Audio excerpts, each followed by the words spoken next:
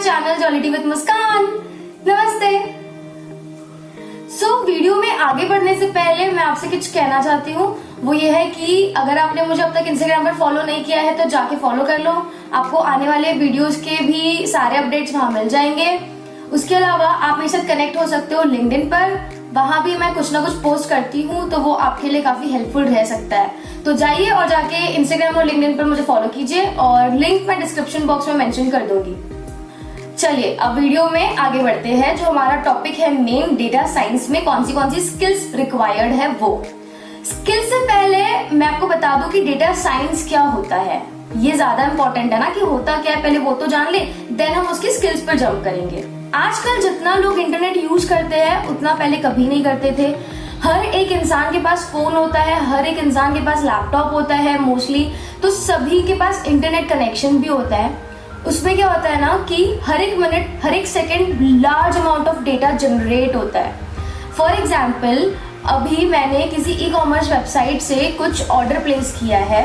अब क्या हो रहा है ना कि मैंने अपना अकाउंट क्रिएट किया, अब मैंने अपनी सारी डिटेल्स उसमें फिल की। अपना ऑर्डर प्लेस होने के बाद मैंने अपनी सारी बैंक अकाउंट डिटेल्स या तो फिर डेबिट कार्ड, EMI वगैरह जो भी करना होता है, हम सारी डिटेल्स उसमें फिल कर देते हैं। ठीक है, ऑर्डर प्लेस हो गया। अब ऑर्डर शिपमेंट के लिए निकल जाता है, हमारे पास आ भी जाता है। पर ये जो चीजें मैंने बताई आपको, सारी इंफॉर्मेशन वो कहीं ना कहीं तो स्टोर होती है ना एक डेटाबेस में।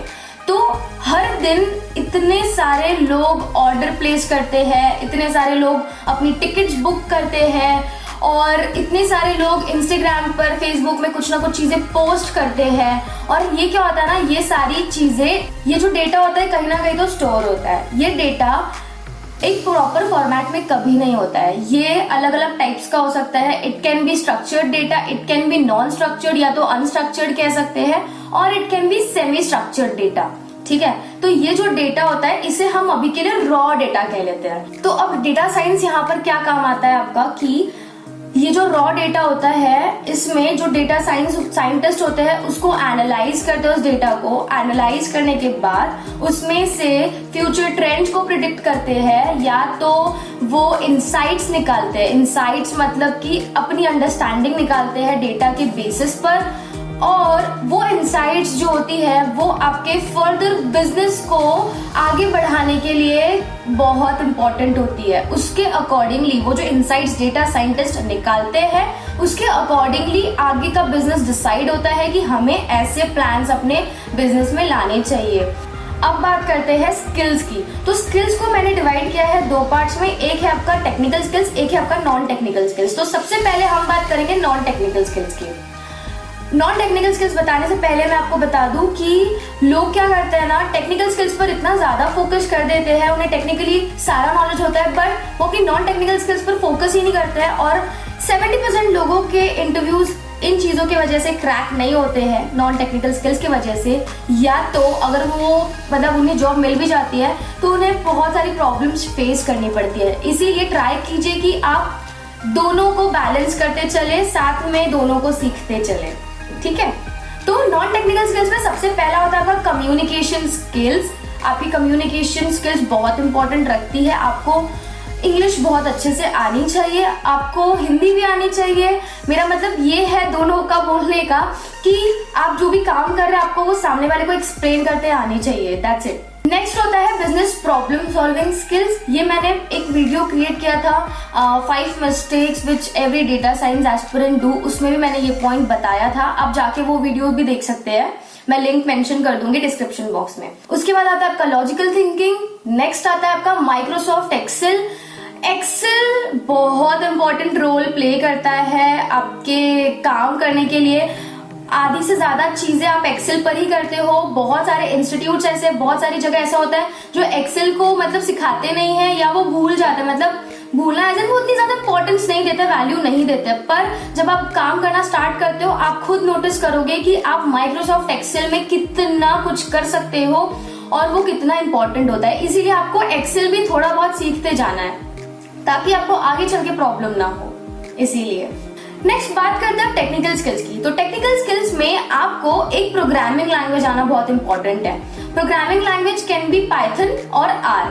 पाइथन और आर के अलावा भी बहुत सारी लैंग्वेजेस यूज होती है डेटा साइंस में, पर मेरा फोकस ये दोनों पर इसीलिए है, आपको बताने का रीजन ये है क्योंकि बहुत सारे ऐसे लोग हैं जो नॉन टेक्निकल बैकग्राउंड के हैं। डेटा साइंस कुछ एमबीए वाले स्टूडेंट्स भी करते हैं, कुछ कॉमर्स वाले भी करते हैं, कुछ मैकेनिकल इंजीनियर्स भी करते हैं। तो उनके लिए ये दोनों लैंग्वेज एज अ बिगिनर सीखना बहुत ईजी होती है और ये दोनों लैंग्वेजेस बहुत सारे कंपनीज में यूज भी होती है।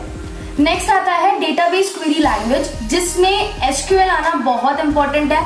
आपको अगर बिग डेटा भी आता है तो अच्छी बात है, पर ज्यादा से ज्यादा कंपनीज में सीक्वल यूज होता है। एसक्यूएल सीक्वल आप कुछ भी कहिए, ज्यादा से ज्यादा कंपनीज में एसक्यूएल यूज होता है। और आप जब इंटरव्यूज देना स्टार्ट भी करोगे तो आप देखोगे कि सीक्वल पर वो लोगों का ज्यादा फोकस होता है कंपनीज का, और वो आपको सीक्वल के बहुत क्वेश्चंस पूछते हैं। इवन सिर्फ एसक्यूएल के ऊपर आपका एक ऑनलाइन टेस्ट या रिटन टेस्ट होता है, या तो फिर आपका फेस टू फेस इंटरव्यू सिर्फ एसक्यूएल पे होता है। और क्यों नहीं होगा, आप डेटा साइंस मतलब डेटा ही सब कुछ है ना वहां पर, तो आपको डेटा बेस की तो लैंग्वेज लगेगी ही कि डेटा एक्सट्रैक्ट कहाँ से करेंगे, इंपोर्ट एक्सपोर्ट कैसे करेंगे, इसीलिए। इसके बाद आता है आपका मशीन लर्निंग। मशीन लर्निंग में दो टाइप्स होते हैं, supervise and unsupervise learning algorithms. तो आपको ये दोनों आने इंपॉर्टेंट है। इसमें से कुछ कुछ इंपॉर्टेंट एल्गोरिथम्स होते हैं जो आपको आने ही चाहिए, जिसके ऊपर मैं आने वाले टाइम पर वीडियोस बनाने वाली हूँ, तो आप चिंता मत कीजिए, आपको मैं उसके लिए भी गाइड करूंगी कि आपको कैसे पढ़ना है और कौन से एल्गोरिथम्स पर ज्यादा फोकस करना है। के बाद आपको आना चाहिए लीनियर अलजेब्रा,